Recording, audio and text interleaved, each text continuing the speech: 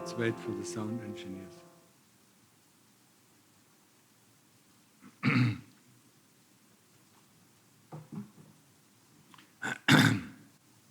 So how is your meditation? Difficult?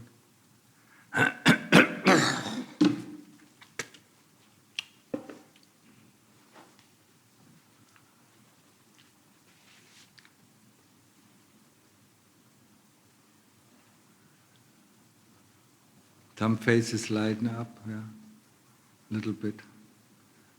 Yeah. Tomorrow, the day after, when you go to work,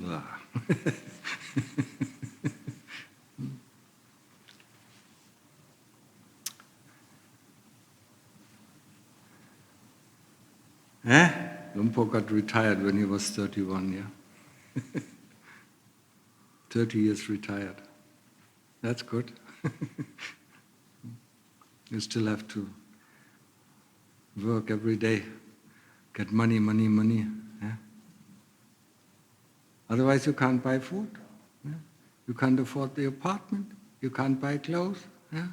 You can't go to the doctor. Yeah?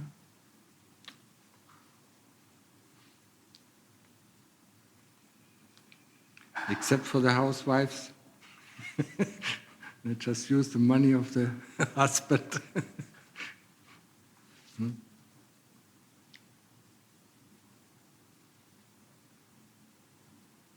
Where did you go? Huh? After to the talk, I saw sneaking out there. Huh?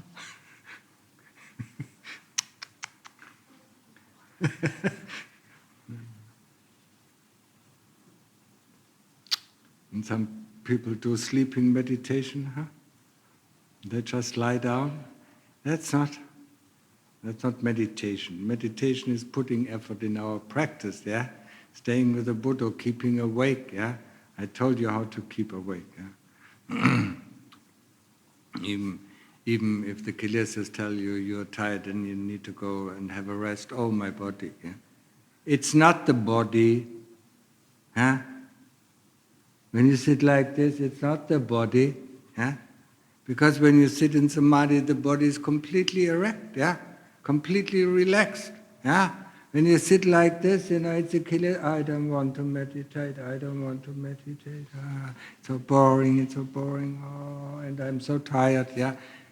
It's all the kilesas, yeah? It's the same when we get sick, yeah? When we are sick, we worry so much about the body, we don't even give it time to rest, yeah? If you sit there in Samadhi, the illness can be gone in hours. Yeah? Because then the body has full strength, to heal itself, yeah? That's what the body normally does, yeah? That's why I call it a biological robot, not a robot, yeah? A robot cannot heal itself, yeah? It needs a maintenance from the people. Yeah? Oh, I'm so tired. Oh, it's so difficult. Walking, learning to walk was also difficult. Yeah? Remember it? You wanted to walk, yeah? And you made it, yeah? I don't see any person who cannot walk here. Huh? No? Or are there some person being carried by their parents here? I don't think so. Yeah? Also talking, we learn to talk, yeah? So it is quite strenuous effort, yeah? We try to utter a phrase, and our parents just look at us, yeah? Don't understand what you're saying.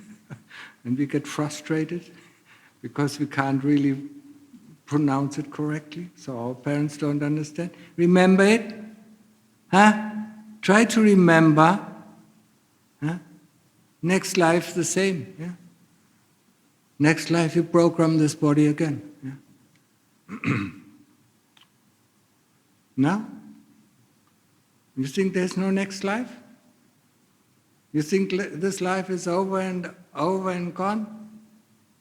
You will wonder, yeah? You will be amazed when you die where you go, yeah? and don't blame the Ajahn for it, yeah?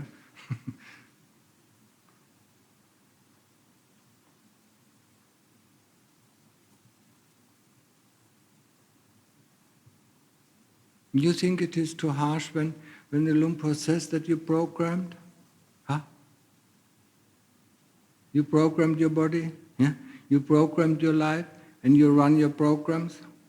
You think it is too harsh? Huh? Do you remember that the Lord Buddha talked about the Nibbana and called it the unconditioned? Do you know what a condition is? We use it in programming. If, then, else. That is conditioning. Yeah? If I see my grandparents, I behave like that.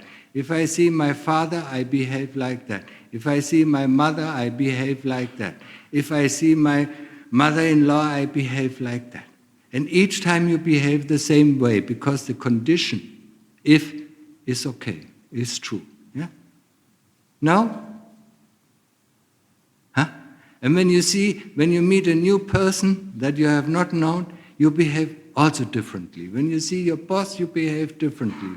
Each time, the conditioning, when I see this, or when I meet this, then I will react like that. Yeah? No? And that is programming.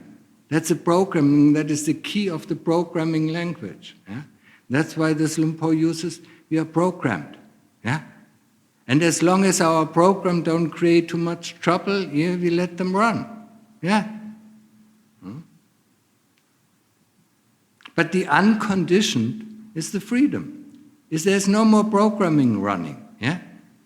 We don't know how we act, yeah, when we see this person or that person. Yeah?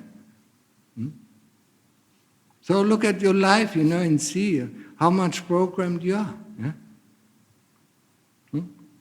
Yeah? No? When you see your father, you act in a certain way. When you see even when you tell yourself in front, of it, but this time I will be different. You see it, booms. Yeah? It just goes, it's just like, a program runs off. Yeah? And then afterwards, why did I do this? Huh? Yeah, because you're programmed. Huh? And then we see, a program doesn't work very well, then we change the program, but we're still programmed. Yeah? We don't act freely. Huh? We cannot be free in this moment and decide. Yeah? Because we're constantly, through our seeing, through our hearing, yeah? We hear something, whoops, yeah? Something happens, yeah? Isn't that programming? Huh? Anybody is a computer engineer here? Yeah? He knows, how to program, yeah? I was a computer engineer, yeah? So I know it, yeah? If then else, that is the most important, that is the most important part in any kind of programming languages, yeah? Because then you make decisions, yeah? And we do make decisions, yeah? But only based on our programs that we programmed into this body in the first 15 years, and of course, from our previous lives, yeah? Becoming free is something else, yeah? Becoming free is to uncondition ourselves, yeah? So that in every moment, at every time, yeah? No matter who we see, no matter who we are, we can be free, yeah? And decide on the moment, yeah? What is necessary, what is not necessary, yeah? And the longer you are together, especially husband and wife, the more programmed you are, yeah? You can't even get out of it, yeah? And the parents, the parents know us the longest, yeah? That's why we are completely, completely helpless when we meet them, yeah? Always the same program, yeah? No? Yes. Yeah? Any objections, huh? Yeah? Wow. To make us free, that is the path, the path of deliverance, or the path to freedom. Yeah, first of all, it is keep the 5 precepts. Yeah, then it is the training of Samadhi to get the mind calm. Yeah, where there is no program running. Yeah, and we can do that for a while, Maybe for 5 minutes, maybe for an hour, maybe for a few hours, yeah? Where there's no program running. We just see, we just experience, we're just alive, yeah? Have you ever been alive? You think you're alive, but it's not alive, yeah? You're in your thoughts, you're in your dreams, you're in your wishes, yeah? You're in the past or you're in the future. That doesn't mean you're alive, yeah? You don't know what is going on in this very moment, yeah? Because you're constantly, yeah? For instance, when you're a housewife and do the washing up, you already think about what next to do, huh? When you're cooking, you already think about, what after the cooking to do, yeah? When you clean this, when you do this, yeah, you're always already, when we go shopping, we're already at home, yeah? Yeah? And when we are at home, we are already going shopping, yeah? So that is not life, yeah?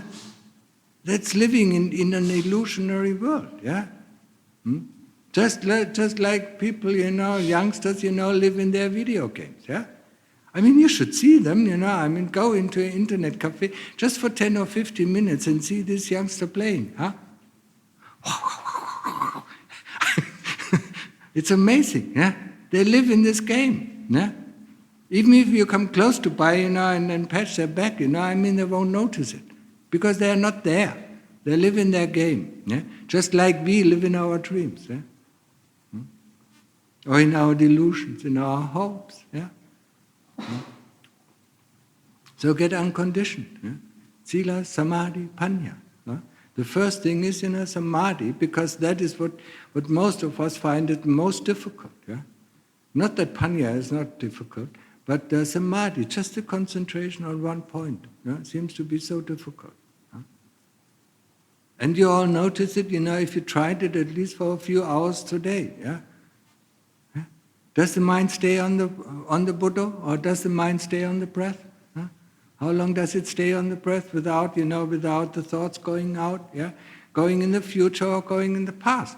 And if you're a little bit aware, you have seen, yeah? Most of the thoughts, go about the future. What am I going to do tomorrow? What am I going? Yeah, what did I do yesterday, and so on, yeah? So where is this present moment? Where is when we are actually alive, yeah? Not programmed, not just functioning, not just, yeah? A robot functions, yeah? But only according to its program, yeah? And we function, yeah? We are not alive because we don't take decisions and we don't make decisions, yeah? We just react, yeah? On conditions. But there are so plenty conditions, that's why we think, we are free, yeah? But we are not free, yeah? Just look at your life, yeah? Just like what I said, when you see your grandfather, when you see your father, your mother-in-law, your friend, yeah, your close friend, your boss, you react completely differently, and always in the same way, yeah? So be alive, go into Samadhi and be alive for a little while, until you come out. And then the first time when you come out, it is a little bit calmer, yeah? Until the kilesas start to work you up again, yeah?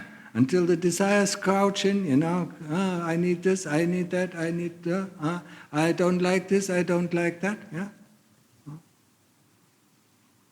And then we're going to use Panya, wisdom. Developing wisdom, yeah? It is the most difficult thing. Yeah? We are all very knowledgeable. Yeah? We studied a lot of books. Yeah? Some of us even studied the text, of the Lord Buddha. Yeah? And they think they know. Yeah? But knowledge is not wisdom. Huh? We can know as much as we want, but it still not comes close to wisdom. Yeah? Wisdom comes through understanding. Yeah? Also, yeah, in earlier times, we called it common wisdom. Yeah? Common wisdom is just the experience of people. Yeah? The experience of people, living a life. Yeah? That is called common wisdom. Yeah? Knowing how to deal, yeah. The first time when we meet, when we need storm, yeah, or hail, or things like that. I mean, we really don't know how to react. But people who have gone through these times, often they know how to react. Yeah, they learned how to behave. Yeah, or if it is difficult times, or if there's little food, or if there's this, or if there's that. Yeah, I mean, the older we get, the more we have this common wisdom. So, I mean, common wisdom is based on experience, yeah? That's why, why in the modern companies, they chuck out all the people with the common wisdom, yeah? They don't need experience, they only need knowledge. Huh? And that's why they fail. In the end, they fail. Because they don't build anymore upon the experience of people, yeah? They only... What was that? Huh? Rooster.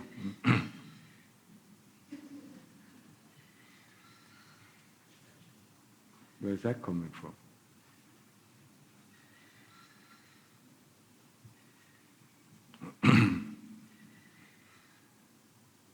No. When you come out of university, I mean, that's when they want you, because you have the newest knowledge, yeah? But people who are experienced know how to deal with the things, yeah? They like to chuck them out, yeah? No? Is it not anymore like that? I mean, it started at my time, yeah? 30 years ago, or 40 years ago, yeah? When they didn't want these old engineers anymore. I mean, an engineer just looks at a thing, and he knows how to fix it, yeah? A young engineer, let me Google it, yeah? Huh? Let me see how I can solve it, yeah? And that's why most of our things, cannot be repaired anymore. You really have to go to experienced engineers, to get something repaired, and there are repair shops, yeah? So that is common wisdom. Common wisdom, starts with experience, yeah? And in meditation, it's the same thing. We experience it. We experience the calm, for instance, yeah? And the more we experience the calm, and the more we know, I mean, if you dig our hole, we will get results, yeah? But if we don't dig, we don't get results, yeah? So that is experience, and through our experience we learn, yeah? But nowadays people, are afraid to make mistakes, yeah? Huh? And if we don't make mistakes, we do not learn. We only learn from mistakes. Yeah? So I mean, if people are too afraid to make mistakes, they stay stupid. Yeah? But if you make mistakes and don't learn from them, then it's even worse. Huh? Yeah? I mean, to make mistakes and learn from them, that is where wisdom comes in, yeah? And that's what we have to do, I mean, if we have to fight against the kilesas, we constantly make mistakes. We constantly fall for their tricks. But if we don't learn from these mistakes, we will always fall for their tricks. But if we learn from our mistakes, we will understand how they work over time, yeah?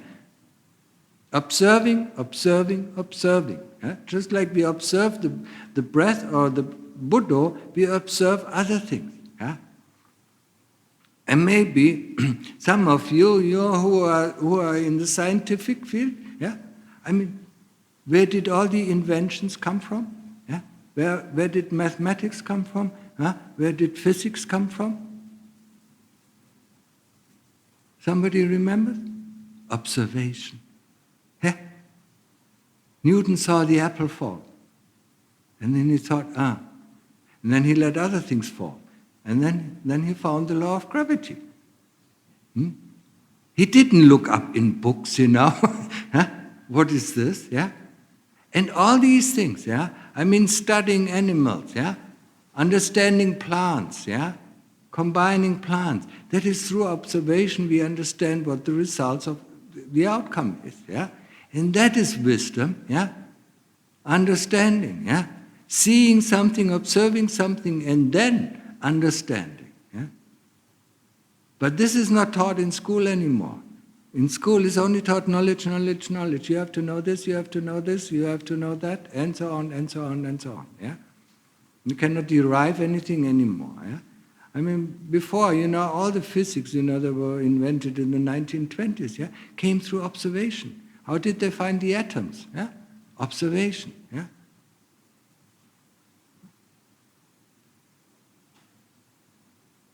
And that's what we do.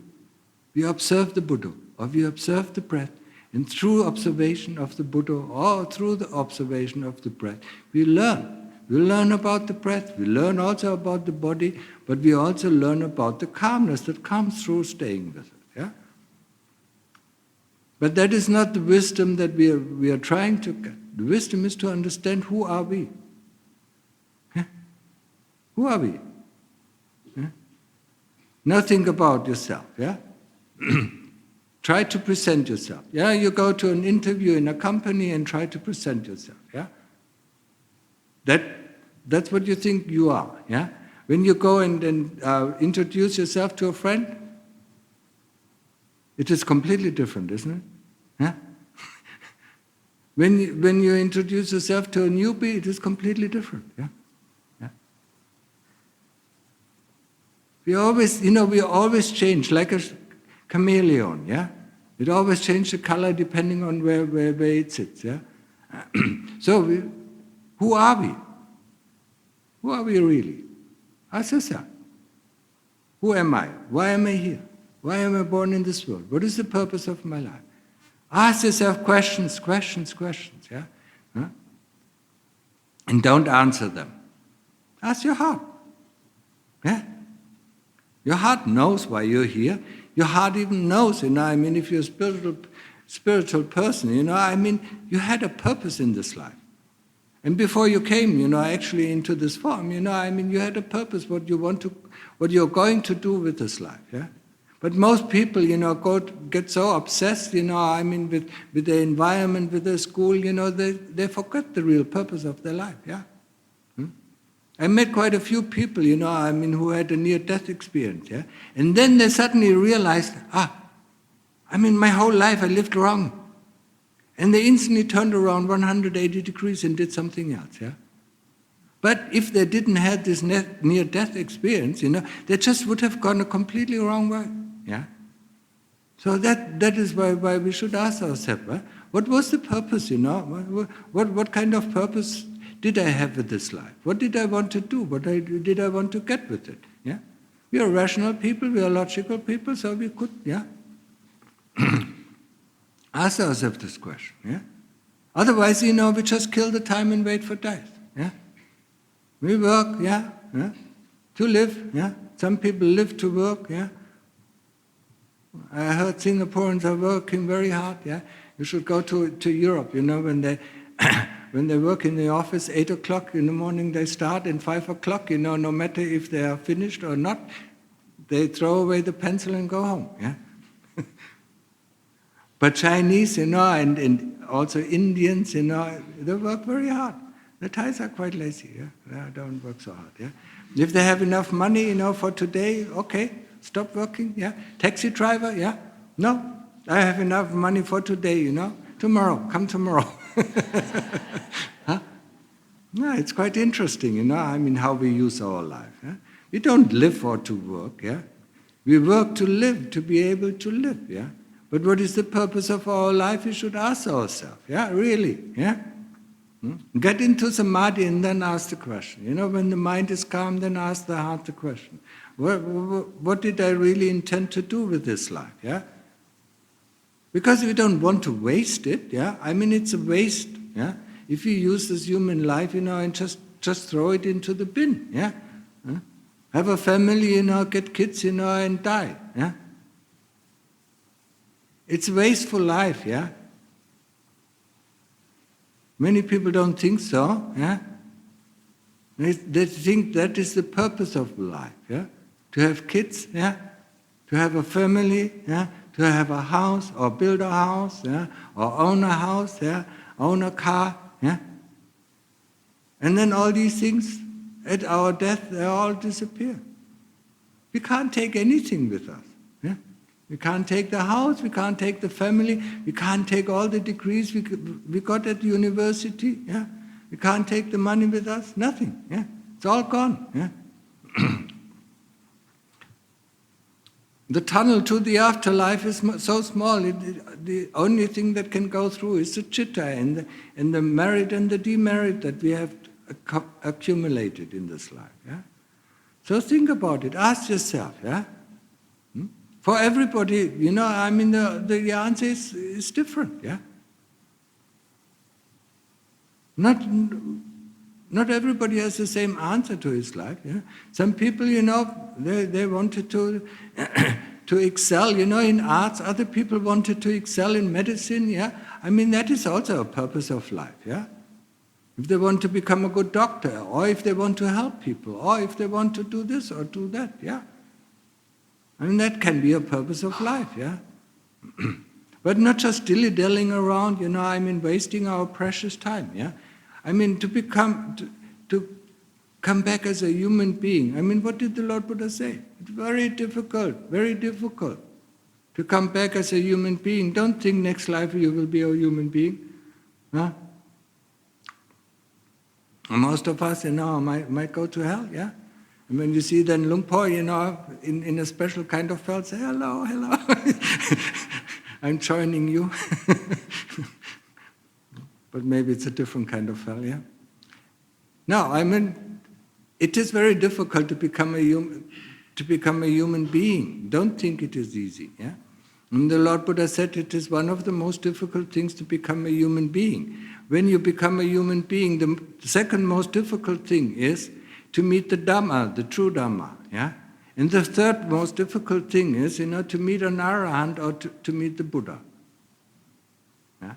And if somebody, a lot of people in Thailand have met a lot of Arahants, yeah, they met the true Dhamma, and they are human beings, but they're still wasting their life, yeah, doing this and doing that, hunting for money and hunting for fame or hunting for power, So it is not easy to come back as a human being, yeah. Depending on our karma, there might be not the right time to come back, yeah. So we have to spend the time somewhere else, yeah? Sometimes in a place we don't like so much, and sometimes in a place we love, yeah? That depends on us. So ask yourself the question. It is really important, yeah? And ask yourself who you are. Who am I? And there's no answer coming, isn't it? Huh? How do you define yourself, yeah? What other people think about you? Normally, yes. What your friend said about you, huh? What your boss said about you, that is all the definition of yourself, yeah? How you are. I'm like this, yeah? And then you take it on, and then you believe it, yeah? But how are we, yeah? Now think about, we as a person, you're a tree, somewhere in the forest, a nice big tree, yeah? And then somebody comes along and sees this big tree and says, wow, he's an artist, and he sees a Madonna in his tree, yeah? Wow, that's beautiful, nice. So, yeah, if you are the tree, then you think you're the Madonna, you're the artist, yeah? Then another person comes and, he just wants to build a house, he sees all the beams of his house in this tree, yeah? Other people, whatever they see in you, doesn't necessarily need to be you. Yeah? So they see the beams. Another person is just cold. He sees firewood in this tree. Yeah, and another person is not very mindful, and he stumbles against a tree. And then he cuts it down. Yeah, because he's getting angry. What does these different views have to do with the tree? Huh? The tree is the tree, and it stands there, But people see different things in this tree, yeah? Just like lots of people see different things within me or within you, yeah? What does it have to do with me, whatever people see, yeah? So find yourself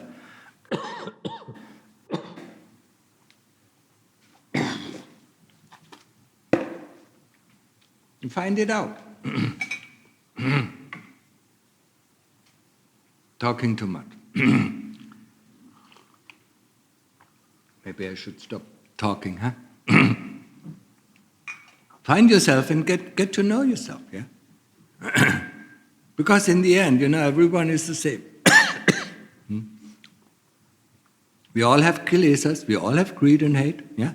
We all have delusion, and we all have the mastermind avijja, yeah? Otherwise we wouldn't be born, yeah? We have good and evil within our heart, yeah? If we don't have good and evil within our heart, we would not be been born in any kind of realm. Neither in the heaven, nor in the hell, nor as human beings. So each one of us, who is born as a human being, has good within himself and has bad or evil. Yeah? Realize that. Yeah? Otherwise we would not be born. Yeah? Neither in the heaven, nor in the hell. Yeah? Nor as human beings, nor as animals, because all beings in all this universe, yeah, except for the 5 realms of the non-returner, yeah, have greed and hate. Yeah? And we have to realize that. Yeah? We have to accept it. Yeah? So find the evil part, and get rid of it. Yeah? That's the easy thing. Yeah? To get rid of the good part is more difficult. Yeah? But to get rid of the evil part is more difficult. Yeah? Find it. Yeah? Find it when the anger comes up. Yeah? Huh? Why does the anger come up? Look at it. Yeah? So just notice it. Yeah? And if you think you don't have evil, please, hold up your hand. Yeah? Huh? There are evil thoughts, and we know them. Yeah? We see them sometimes, and sometimes we act on them. Yeah? So don't look down on other people. Yeah? Maybe they are more evil than us. Yeah? But they're just more evil. Yeah? Huh? We are still evil. Yeah? But huh? And some people, we could look up to, they are better than us. They are more good than we. Yeah? So we could look up and learn from them. Yeah? They are more helpful. Yeah? They are more kind. Yeah? All these things. Yeah? So coming back to the question, find out yourself. Who you are. Yeah? And don't define yourself, because every definition, is also a condition.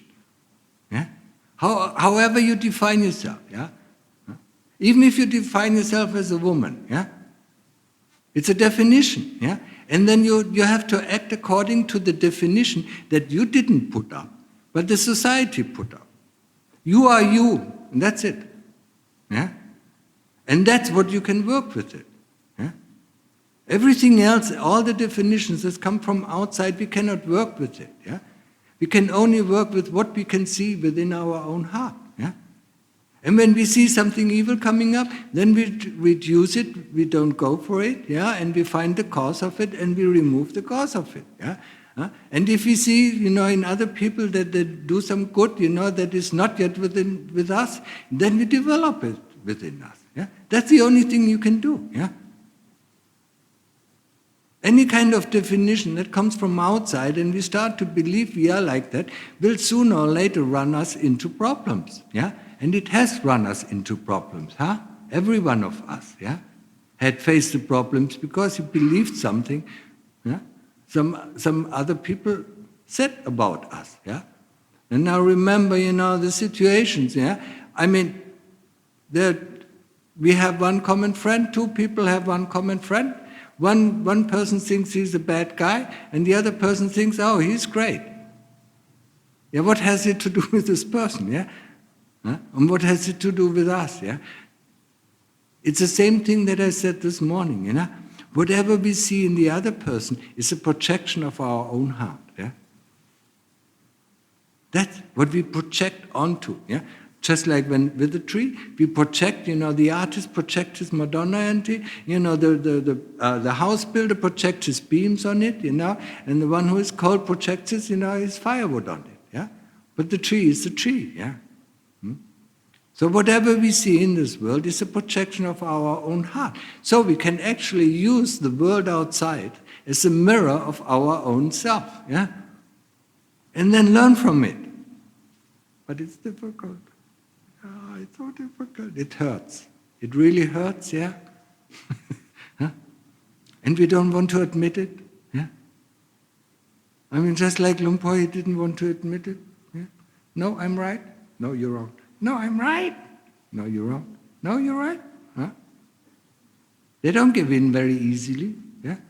If you have certain views and certain opinions about people, yeah, or about situations, yeah, we don't want to admit that we're wrong. Yeah? Or are there people here who instantly admit, oh yeah, I'm wrong? No, we don't like to admit that we are wrong. We don't like to admit that we are imperfect. Yeah, we ourselves think we are perfect, and so we can look down on everybody else. Yeah, oh look what he does, that's bad. Look what he does, that's bad. We never look at good people because that would make us feel very bad. Huh?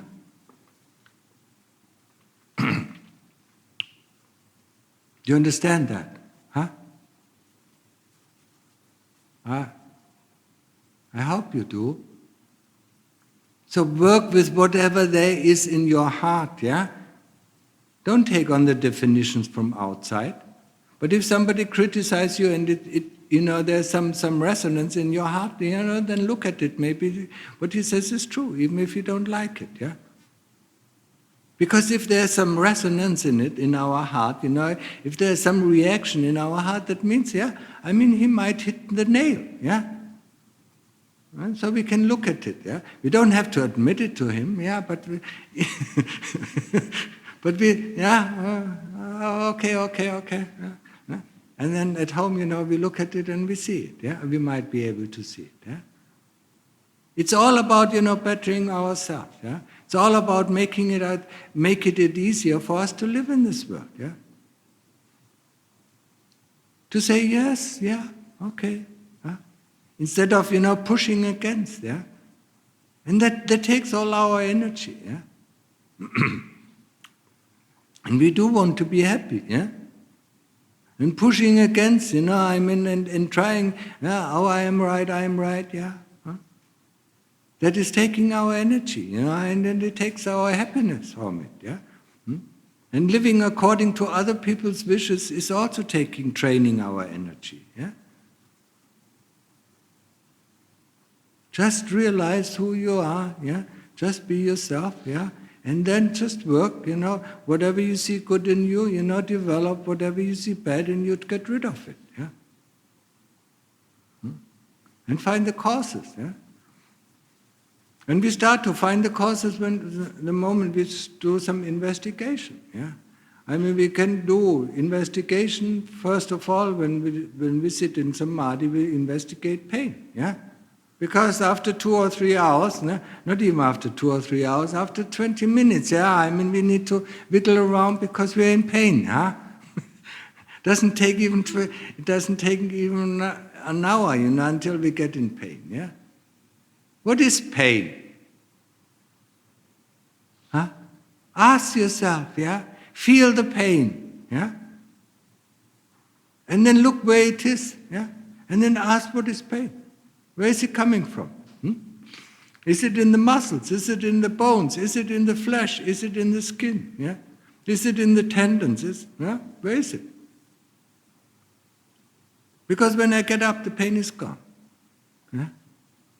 But if I wiggle around and move around, still sit, the pain will not be going. Yeah? It will become stronger and stronger and stronger. The pain is there, to make us stop meditating. Yeah? So we have to understand pain. Yeah? That is the first thing. Yeah? And when we see, pain is just magic, we get up and it's gone. Yeah? Strange kind of pain, huh? When somebody hits you on your head, no matter if you sit or if you walk or if you stand, you still feel the pain. Oh? Yeah? But when you meditate, oh, it's so painful, I need to get up and the pain is gone. Huh? What kind of pain is that? Magic? Illusion? Huh? So investigate it. Where is the pain? What is the pain? Yeah? Until it shows us where it comes from. Yeah? And if you're afraid to die, then investigate the pain of death. Yeah? How is it to die? Yeah? There are 3 stages of pain of death. Yeah? The first pain of death, is when the breath stops. Yeah? And then we accept it. Okay, let's see what is left over. Huh? And then suddenly, the moment we accept that pain, it's gone. Just like a magic spook. Yeah? But if you don't accept it, it doesn't go. If you fight it, if you constantly fight the pain, yeah? I don't like it, I can't concentrate, I need to get up, Huh? The pain will never go, it actually will increase. The more we fight something, yeah? No matter if it is pain or other unpleasant feelings, the more it comes. Yeah? So accepting is the first thing. Yeah? Any kind, be it anger, be it greed, accepting first and feeling it, how does it feel? Yeah? How does pain compare to fear? How does fear compare to greed? Yeah? We have so many different differentiations of feelings, yeah? But actually, when you look at the suttas of the Lord Buddha, he talked about three different kinds of feeling. Huh? Yeah. Actually 6, yeah. Positive, negative, neutral. Yeah. And then it is differentiate between mental feelings and bodily feelings. So there are 6 kinds of feelings. Yeah. And how many words do we have for different kinds of feelings? Thousands. Huh? I feel sad. How does sadness feel? I feel lonely. How does it feel? Yeah? How does anger feel? How does greed feel? How does these things feel? Yeah? Actually, greed and anger, are both very unpleasant feelings. Yeah? Huh? But if we don't investigate, we will never know. If we don't observe, we will never know. And we will never come to an understanding. And if we don't come to an understanding, the heart will not let go. Yeah? As I said this morning, yeah? The heart is the only thing that can let go. We cannot let go. Yeah? We cannot tell the heart, please let go, I don't want to be reborn. Yeah? What does the heart do? It looks for the next body. Yeah? That's what it does, because it doesn't understand why it should let go. But the moment the heart sees, the heart sees that it pains itself, then it will let go. Yeah? But as long as it believes, the pain comes from outside, it will not let go. But the moment it understands the pain comes from itself, from its own wrongdoing, then the heart instantly lets go. Yeah? But we cannot tell the heart to let go. And just like I said this morning, so you have to show. Meditation is all about ripping your heart open. Do you see it? Do you understand it? No. Okay, then look again. Okay, look again. You see it, you understand it now. And we might need to do that for 100,000 of times, or maybe 1,000,000 times until the heart said, okay, understood, and then it's gone. See the anger, see the feeling, see the greed, see the pain, see the isolation or loneliness, always see it, always, But before you can see it, you have to actually feel it, you have to accept it, And before we even start with pleasant feelings, we first deal with unpleasant feelings because they normally stay longer. You remember when there's a pleasant feeling, we see when something happy happens, you're already in thoughts, a second later, how can I get more? How can I get more? How can I get more? No? Yeah.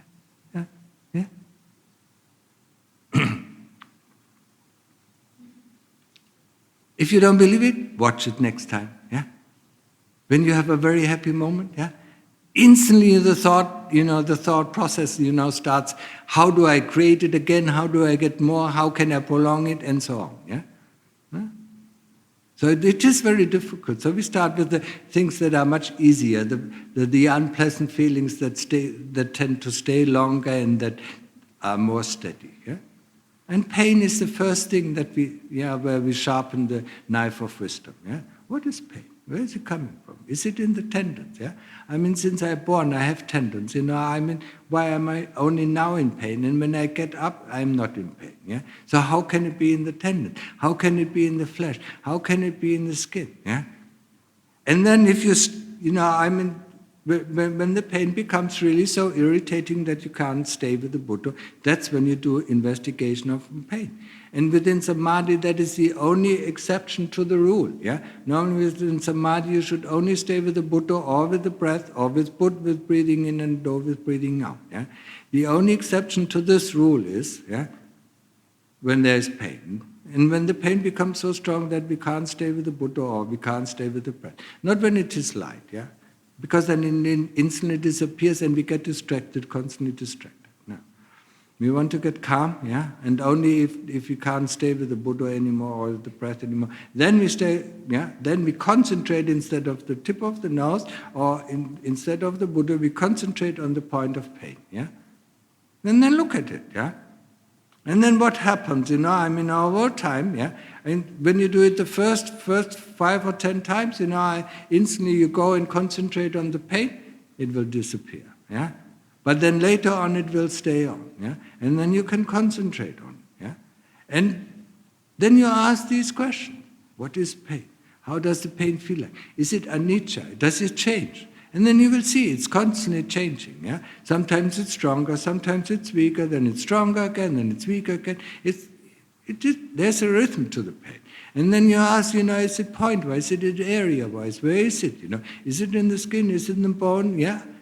You ask the right questions and you don't listen to any answers that come from the klesas. I'm sitting not correctly.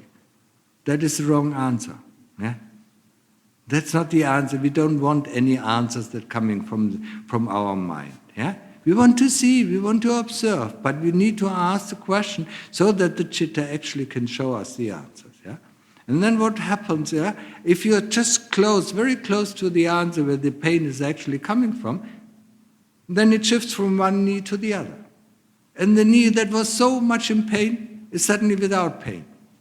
And then the other knee so much into pain, yeah? And then you do the same thing, yeah? Until it really shows you. And then it jumps from point to point to point until it shows you where it actually comes from. Yeah? And then we have understood one lesson, what is pain. Yeah? And then we don't have to be afraid of pain anymore. Once we understood what is pain, we don't have to be afraid of pain. And the same thing, that is the training ground, that is the knife sharpener, yeah, or the whetstone, to sharpen our knife of wisdom, yeah. And then we can go for any kind of feeling, investigate it in the same way, yeah. First accept it, breathe it in, even if you don't like, yeah. Breathe it in, accept it, and then start asking the question, yeah. Okay, understood?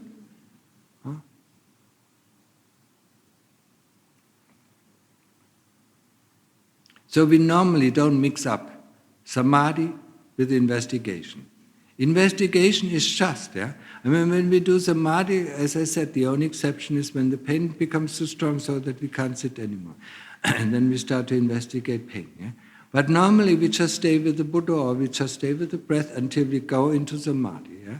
And when we go into samadhi until everything is calm, yeah?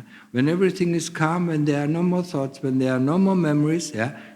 All these things disappear, the future disappears, the past disappears, the loneliness disappears. We are just either peaceful or happy, or full of joy and so on. Yeah? But we don't go onto these feelings, please. Yeah? Because if we jump onto these feelings, like we jump on anything else, it instantly disappears. Yeah? So we stay with our Buddha, we stay up with our breath until it becomes deeper and deeper and deeper. Yeah?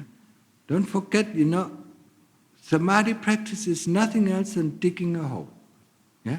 As long as we dig, yeah, and you will see the experience, in the beginning, you're so surprised, when there's happiness or rapture or joy coming up, yeah, so you instantly will latch onto it. Everybody does this mistake, yeah, but try to remember not to latch onto it, yeah, because then the feeling, doesn't get really strong, yeah. If you stay on with the Buddha or with the breath, the feeling becomes really intense, and any element within your body will rapture or will be calm, yeah. Remember this, please. Yeah? If you ever manage to get calm, yeah, then remember it, stay on with the Buddha. Yeah? And then that is normally called Upachara Samadhi. And you can distinguish Upachara Samadhi. When you come out of, when you actually, you have been in Samadhi, yeah, or in Upachara Samadhi, yeah? When you come out, you feel concentrated and rested. Yeah? And of course, you feel calm or happy or whatever. Yeah?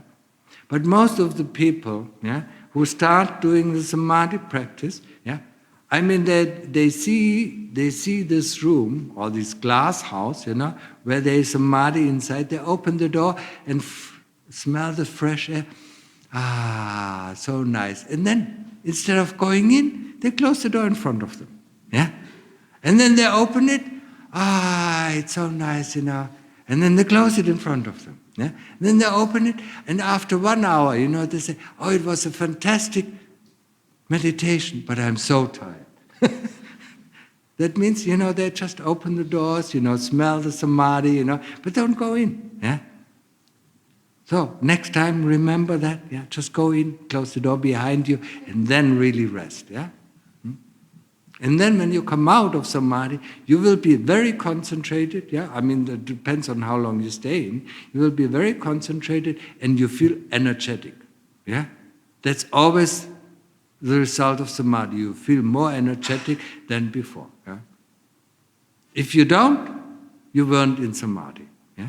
No matter what experience you had in Samadhi, every person has a different experience in Upachara Samadhi. No matter what. Yeah. So if you want to go further on, yeah, if you want really to see, yeah, one time in your life, you want to see what this Nibbana is about, then go on, yeah. Further on, stay with the Buddha all the time, yeah, until, yeah.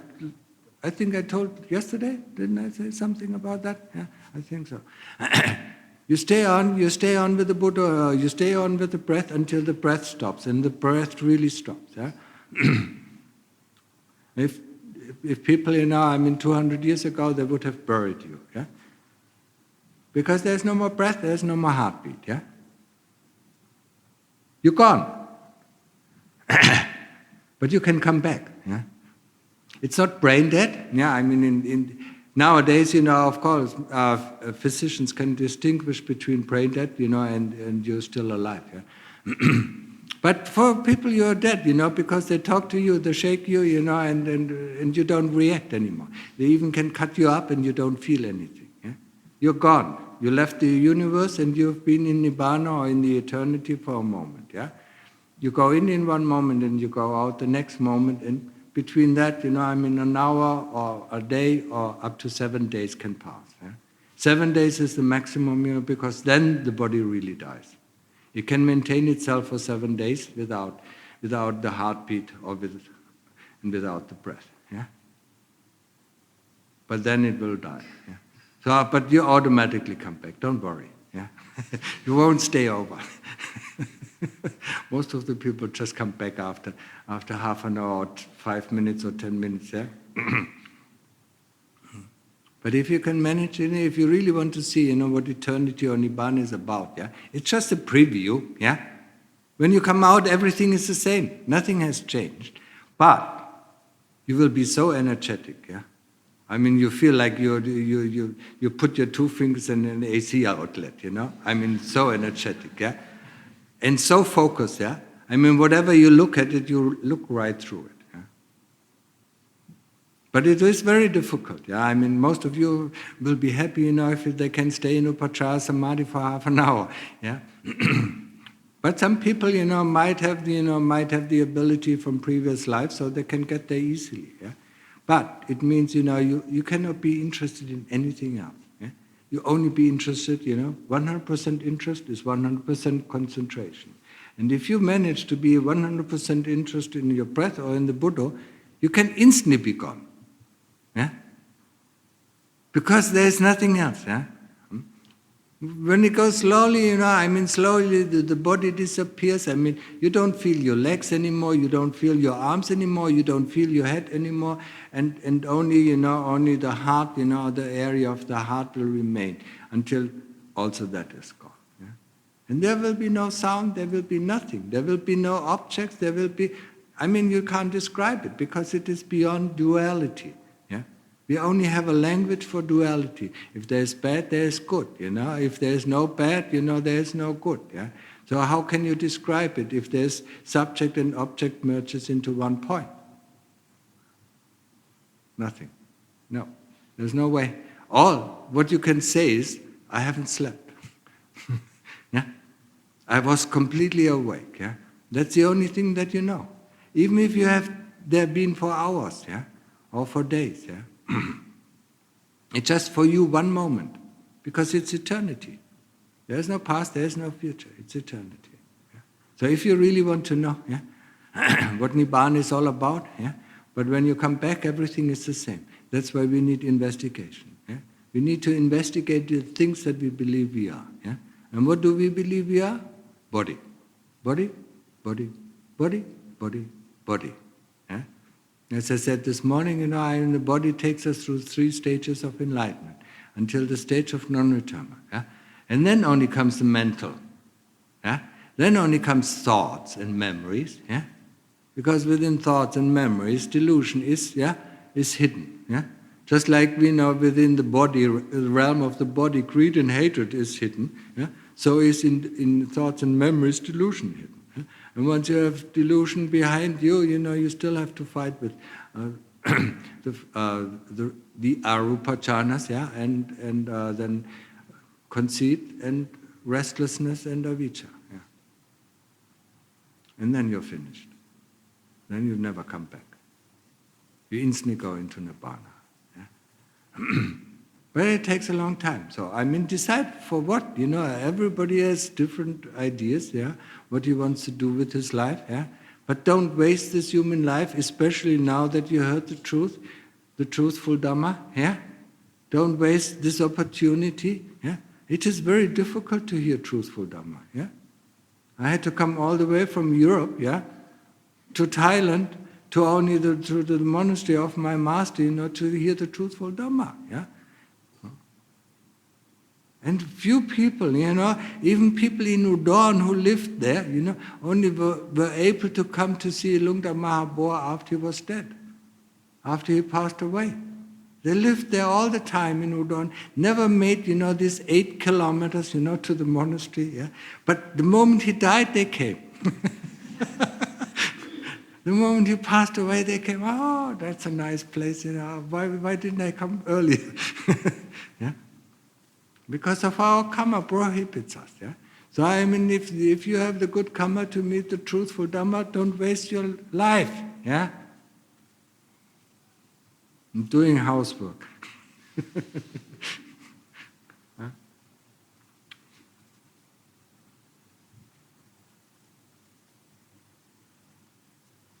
Yeah? Doing this, doing that, yeah? Hankering after all these things that are not important, yeah? Huh? What is important in our life, yeah? Taking care of the body, as a monk I can say, takes 2 hours a day, yeah? Sleeping, yeah, depending on your meditation, 2 to 4 hours, yeah? And then how many times you have for practice? 16, 18 hours, yeah? That's a lot, yeah? But you need this time, yeah? Because the longer you meditate, the more you see these obnoxious kilesas, yeah, coming up. Yeah? They don't come up, yeah? When you sit comfortably in your chair at home, yeah, you don't see the kilesas. But when you sit here, together crammed in with other people, there's lots of dislikes coming up, yeah? Lots yeah? But especially, now you're still in a comfortable, yeah, because there's air conditioning and there's food down there, When you live in a monastery, that's even more uncomfortable, yeah. You see even more kilesas coming up, yeah. They are there all the time, yeah. Yeah? Just like I said, you just don't see them because you don't turn the mind engine off, yeah. Yeah? You drive with your car, somewhere in the nature, Huh? You don't hear the birds singing, you don't know anything that is going in the nature, you only see, yeah? Because you have your air conditioner on, you have your radio on, and you have the car engine on, yeah? Now you turn your air conditioner on so it gets a little bit quieter, yeah? You turn off the car, turn off the radio, open the windows, and suddenly, oh, I didn't know that there are birds are singing, huh? And they have done that all the time, yeah? You didn't hear it because, of your comfort, yeah? The things that we need for comfort, yeah? The air conditioner, the radio, that is constantly running, yeah? It's not enough the radio that is running without any energy, yeah? Our mind engine, yeah? We don't hear these things, yeah? We don't see these things because all these thoughts, all these memories, painted all over. Huh? Just like sitting in a car with the radio on and the air conditioner on and the engine running. Yeah? We don't hear anything of the nature. But can you say now that the nature doesn't exist? Huh? No, you can't. All what you need to do is to shut down the mind engine and you see things that you can't believe you see. But they are there all the time. Yeah? But because it is so difficult to shut down the mind engine, that's why it's so difficult. Yeah, let's believe. Yeah, let's read a book. Let's watch a movie. Yeah, or let's look on the internet. What is he writing? What is he writing? Yeah, and so on and so on. Or let's play a game. Yeah, our life is nothing else than a video game. If we understand the rules, we can manage very well. As long as we don't understand, we constantly are knocked over by these obstacles. Yeah. But if we understand the rules, yeah, one of the important rules is the 5 precepts. Yeah. If we understand them, yeah, and then if we understand other things, yeah, the more we understand the rules of the game of life, yeah, the better we can fare. Yeah, and we can actually be quite happy. Yeah, especially as human beings. Yeah, it's not bad. Yeah. But we are unhappy because we constantly desire this and that, yeah? And this desire brings all this dukkha, yeah? We are not satisfied with this and that, yeah? That brings all this dukkha, yeah? We want more, yeah? That brings the dukkha. We don't want this, that brings the dukkha, yeah? But if you are so happy, with the way things are, if it rains, we are happy. If the sun shines, we are happy. If it is cold, we are happy. If it is hot, we are happy, yeah? We can be quite happy, yeah? We could be quite happy. Yeah? So it's up to you. Yeah? It's up to you what you make with your life. So I think it's enough for today. Yeah? Let's ask questions, or if there are any questions, yeah? Then you can ask them.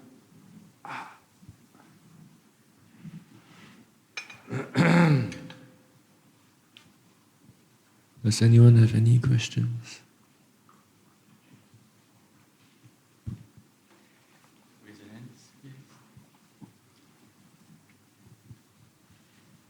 Good evening, Ajahn Martin. Yeah, I have a question. I realize that when I meditate, if I focus, I can feel rays of light. Sometimes I can't feel my breath, and I feel that I'm being sucked into something, and I'm afraid. You're afraid? Scared. Yes, I'm scared because it is very different. And what kind of what is it that you're sucked in? It's like a magnet. Yeah, I can't see like a magnet. Yeah. And, but that is not something you should be afraid of. Yeah? Because I feel that when I go into a bit deeper, I can't see anything. It's like blank. Yeah. And then it's like living in the world, but not living in this world. Yeah. So it's I'm just afraid of this kind of feeling. Yeah. Don't be afraid. It's unknown. Don't be afraid. Just follow it, and you will be amazed what is there. What can happen? Let the things die that can die. Let the things disappear that can disappear, and see what is left. Can you share? What? How do I progress? Just get sucked in. That's how you actually progress, yeah? But the fear, the fear is not only you who are afraid. For most people, for most meditators, the moment the thoughts stop, they are afraid. They lose themselves. Because they are not there anymore. The ego is not there anymore. It cannot exist in this realm of in this sphere. It is a holiday from the ego. Take a holiday. So don't be afraid. But there is the world of experience there. Another question. The best thing is just get sucked in and see what is happening. People, just like, there's a nice cool pond, and you are so hot, and you're afraid. If I jump, what is going to happen? Other people just, see this pond, jump in, and they say, that is so nice and refreshing. And other people, they're just looking, I'm so afraid. See what is happening. What am I talking about? The experience is that what, brings wisdom. And if it's wrong, you will know it was wrong. But it sounds right to me. But of course, a lot of people will experience this threat of death of existence. When their whole world, starts to crumble, their ego starts to crumble, and there's nothing, there's nobody who holds on to these experiences. But actually, that is freedom. There's nobody who judges that's a nice experience, that is a bad experience. I make this experience. There's nobody there anymore. There's just life. You remember, one of the French philosophers, he said, cogito ergo sum. I think, therefore I am. So if I don't think, I don't exist. But there's something. There's something even beyond that. What I was talking about, the Appana Samadhi, Nibbana. There's eternity. When you go to sleep, are you afraid not to wake up? So? And when you close your eyes, it's dark, isn't it? Before you go to sleep? So what's the difference? Just tell yourself, yes, some people have to tell yourself it's nothing else than go to sleep, That's it, You don't know what is going to happen in your sleep. You don't know if you have a nightmare, or if you have a nice dream, or if you have a lucid dream, You don't really know. But you still go to sleep every night, and you love it, actually. Okay? Understood? Just go for the experience, And once you get drawn in, you will be grateful, Why didn't I do it earlier?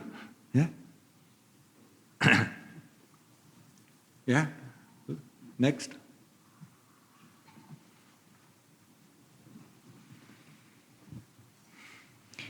Longpo, it just happened, after I practiced meditation for some time, and there was a time when I just walk down the street and sometimes, suddenly I feel hollow inside. Hollow? Yeah.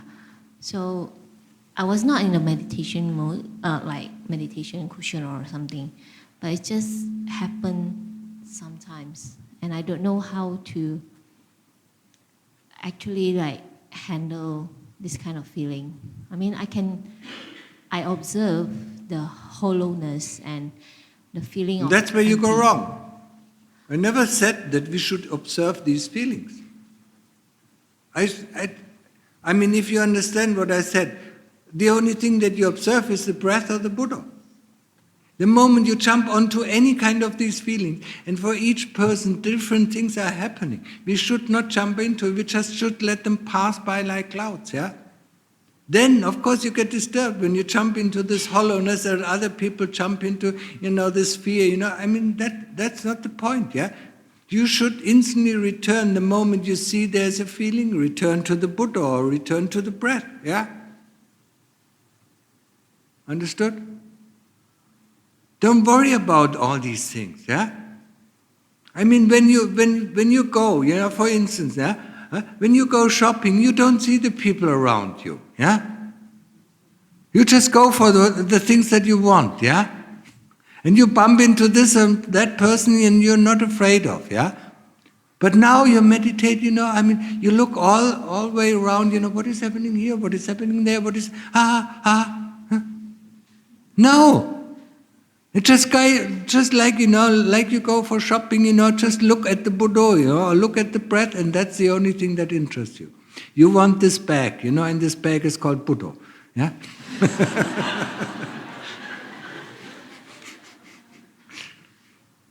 Okay?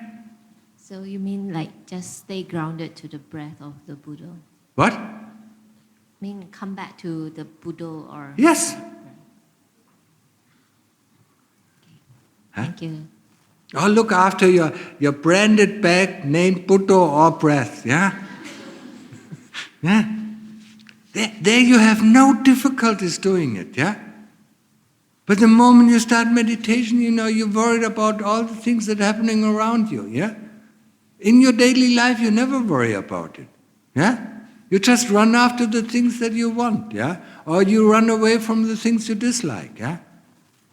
You don't look left and right. So why look left and right here? Yeah? Okay? Next.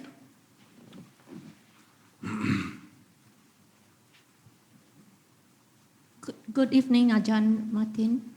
Thank you very much for the true Dhamma that you shared with us. This is a time that it's been a long time I haven't experienced rapture. And today I experience, and then now I experience it, and it is a very good vision for me. I just wonder why is it so that when there's any Arya Sangha that comes to Singapore, I could get up automatically on my own at around 3:30. Sorry, I don't really understand what you want to try to ask me. Yeah, when there any Arya Sangha that comes to Singapore, I can get up automatically. But once they left, not long after that, I set alarm, I couldn't get up, and actually, where have I gone wrong? I still don't understand. Do you understand what she said? Is anybody understanding? Can you translate it to you? Sorry, you know, I'm really confused. Please, can you ask us a very simple question, because I'm a very simple-minded person. All right. When any monks that come to Singapore, yeah, to teach any true Dhamma, I can get up early, like 3:30 a.m. But once they leave, I have problem even getting up, even if I set the alarm. Oh.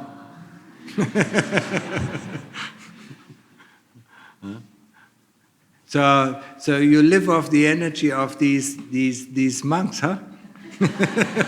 You feed off, you know, just like a hungry ghost, you know, sucks off the energy. So that's why you can get up in the morning at 3 o'clock, yeah? What you can do is, first of all, I mean, you have to train, you have to have more self-discipline, yeah? I mean, go for a retreat in a monastery where it is very simple, yeah? And then learn how to meditate, you know, until you get more self-discipline. Because it's all self-discipline, yeah? Of course you can get up. You're just too lazy, yeah? Or you don't have any motivation to get up, yeah? And when you see a monk, you know, around you or somewhere, you know, or a retreat, then you have motivation, yeah? Find your motivation, you know, see the dukkha in your life, and then, you know, you can get up at 2 o'clock in the morning, yeah? Huh? I mean, if you've been here, you know, you heard a lot about dukkha, you know, how much dukkha we have, yeah? I mean, just see it, yeah? See the dukkha, you know, and then tell yourself, you know, get motivated, yeah? We want to get rid of this dukkha, yeah? It is really a problem for a lot of people, yeah? I mean, our monastery is the first university, you know, I mean, I mean, you have to go through, when you look, at your schooling, kindergarten, and then primary school, secondary school, high school, and university, yeah. But people at the university level are required, to have some self-discipline, yeah. Just like you go to university, you have some self-discipline. You can take this course or that course, you can show up or not show up, yeah. I mean, but in school, they still, if you don't show up, they don't give you the grades, yeah. But at university level, it is, yeah, required that you have some self-discipline. You understand that? Yeah? Now find it, yeah? Thank you. No. You don't need to thank me, yeah? Show me that that you learned something, that is the thank you, yeah? I mean, thank you, yeah? I mean, so easily said, yeah? Oh, excuse me, next time I do the same mistake, yeah? Oh, excuse me, yeah? That's what I hear all the time. Excuse me, yeah? Yes, I was wrong, excuse me. And the next time they do the same mistake, yeah? They don't learn from their mistakes, they just say stupid. And the same thing with thank you, yeah? Don't have to thank me. Yeah? Just do the things, yeah? Just learn from what I say, yeah? That's thanks enough.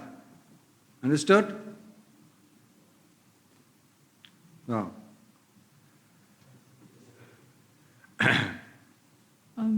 No problem. First question, when the mind is already alert, is that the time to investigate kilesas? We don't investigate the kilesas. Okay. We investigate the things that we believe we are, and that is Rupa, Vedana, Sanya, Sankhara, Vijnana. Yeah? The body, and that is the first investigation. Yeah? Or when you do in Samadhi, pain. Yeah? What is pain? Yeah? We don't investigate the kilesas, we observe how they operate. Yeah? Because the kilesas are the ones who bring up pain. Who are the magician? Yeah? Have you ever been in a magic show? No. Well, then try to look at, somebody has never been in a magic show? Never seen the magician, I mean, he's who puts out of his head this or that, but there's a very important moment before, yeah? He distracts our attention, yeah? And that's exactly how the kilesas work, yeah? They distract us, and then they have this magic on hand, yeah? So we investigate the body or we investigate pain, yeah? We don't investigate the kilesas, yeah? Because they are there working, yeah? What can you investigate about the kilesas? You can only observe them how they work, yeah? And that's what we do, yeah? So, for example, if there's an observation of like anger arising, yeah? and then and then what what do we do with that? If we just observe that it's... You weren't here this morning or yesterday, huh? I think I explained it, didn't I? How to deal with anger? Yeah? Yeah? Were you here this morning? Because I've tried to use Buddha to sort of replace it. Yeah? But when, like in a normal daily life, when I'm not in the state of using Buddha, it will come up. So it's like it is recurring. Yeah, I mean, of course it will come up. And the moment you notice it will come up, you say, Buddha, Buddha, Buddha, Buddha, yeah? Or run to the toilet, whatever it is more suitable, yeah? Huh? Don't let the anger out. That is the worst thing that you can do, yeah? But I thought we're supposed to understand it so that we can resolve it. Yeah. I mean, I think I said, I explained it this morning. How to understand it. So, the anger comes up, you say Buddha, Buddha, Buddha, Buddha, yeah? Until there is no more anger, and then the moment you stop Buddha, the anger comes up again, you say Buddha, Buddha, Buddha, Buddha, until the anger stops, until you see what kind of thoughts or what kind of memories are bringing up this anger. Have you not understood that? Right. And that is how we get to the cause of the problem, yeah? Because all what we can see is the anger, yeah? That's already full-fledged. So then we have to push it down, yeah?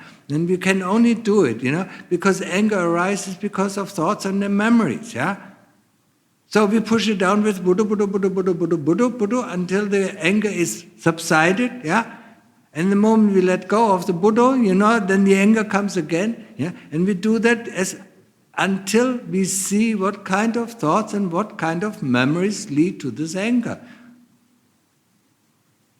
Okay, understood now? Okay, so if let's say I see the memory or I see the thoughts. Yeah. Yes. So then you can investigate this memory and this thought, and say why, yeah? What is the use of this thought or what is the use of this memory? Oh, okay. So that's where the investigation comes in. Yeah. The investigation starts at the root cause, yeah? Okay. It doesn't start at the things, the reaction, yeah? Okay. We constantly react. That's why I said we are robots, yeah? We react only, yeah? We never reflect, yeah? You understand there's a difference between reaction and reflection? Yes. Very fundamental difference, yeah? So there was once I tried, and then it came to the point that it all boils down to maybe like that sense of, there was a great sense of lack of respect that I didn't get. So if I get to that point, I do not know how to go deeper. Then ask, yeah? Ask yourself, I cannot tell you the principle because, yeah? Huh? I can only show you how to deal with this, yeah? When you see the disrespect, how can I disrespect a person? Because it's a person. Yeah? Am I better than this person? Huh? Or do I only think that I'm better than this person? This person is a human being. Am I a human being? If you're a human being, you're born because of evil and good. Yeah? This is a human being. He's also born of evil and good. Huh? So how can you be disrespectful? So ask yourself that question. He's a being. He's a human being. Huh? Or even if he's an animal, yeah?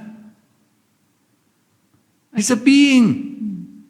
And every kind of being, in this whole universe, no matter if it is a deva or a being from hell, we can be respectful. Yeah? That doesn't mean that we have to value what he's doing. That is completely, I thought I explained it this morning, huh? You didn't listen? I guess I needed to clarify through an example. Okay. Is it now clarified? Yes, it's clearer. Okay. Thank you. Yeah, there was somebody.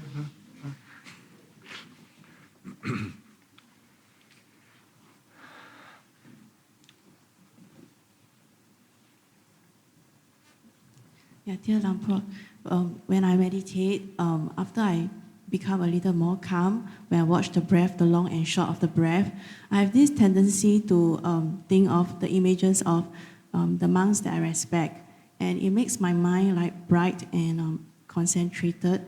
So then I will focus on the breath at the nostrils, and then and then after that I will feel like misty and white, and then I will see this part where it's like a blue thing. It's like a blue window. It's like a window opening out to a blue space, dark blue space. And then I was excited. Then I remind myself to go back to the Buddha. Yeah. And then that's when the pain start coming in, and I find it so unbearable that I'm crying in pain, and it's like death's going to get me. So I always get defeated. So my question when is... When the peace is coming in, you find so terrible? When the pain comes in, oh. I feel that my whole body is crying in pain. Yes. And I feel scared. I think you explained that earlier on. My question is more that I find that I deliberately think of the images of the monks whom I respect, so that I get into this bright space, and then I concentrate. Am I doing the right thing? If that helps you to concentrate, that is fine, yeah? But, stay with the Buddha or stay with the breath, yeah? Use this image, to get you peaceful or calm, and then start to concentrate on the breath, yeah? Or on the Buddha, yeah? And where is this pain coming from?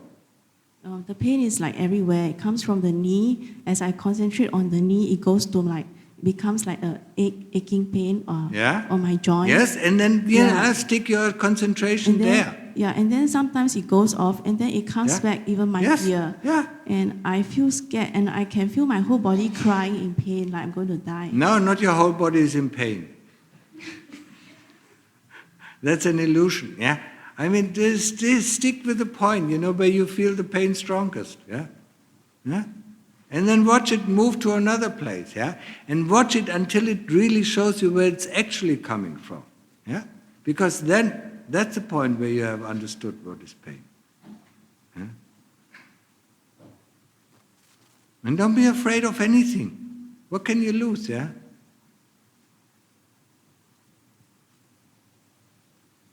Always look, always look, what is left over? Ask yourself, be interested, what is left over? Yeah?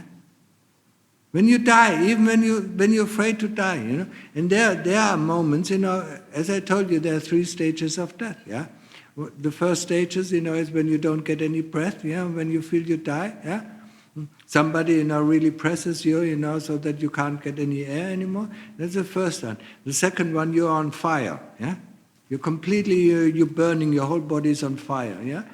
And the third and last stage of death is, when all the elements rip apart, yeah? That's the worst. Yeah? And that is what is normally happening when this body dies. These are the 3 stages of death that the body goes through, yeah? The first, there's the air, stops the air, and then, the burning of the fire, yeah? And then the disruption of the elements. If you understood that, if you went through that, yeah, without actually physically dying, you're not afraid of death anymore. Huh? Because you know it all. And you see, and you know that you can stay, concentrated, yeah. The problem is, with the moment we are in fear, we cannot stay concentrated, yeah. Our mind goes all everywhere. Yeah? And that's why we make always the wrong decision, even in our life. The moment we are afraid of something is happening, we make always the wrong decision. Yeah? If we cope with the fear and say, oh, so whatever might happen, will happen, anyway, so why should I be afraid? Yeah? Then we can make the right decision. Doesn't necessarily mean we are making the right decision. We are only making the right decision if our mind is completely empty. Yeah? Okay, understood? Yeah? So, next question. If there is any. Otherwise, practice. Huh?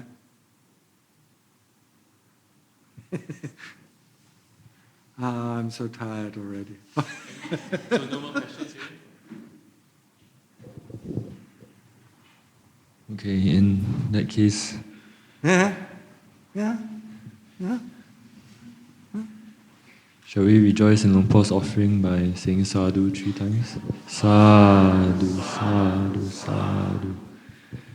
And now let's pay homage to the Buddha, Dhamma and Sangha. No. No? First pay respect and then you can do whatever you want. Let me go. Huh? You don't pay homage to me. Yeah? I don't like that. Okay, let's bow 3 times. Bow. You did it yesterday, forgot it already, yeah?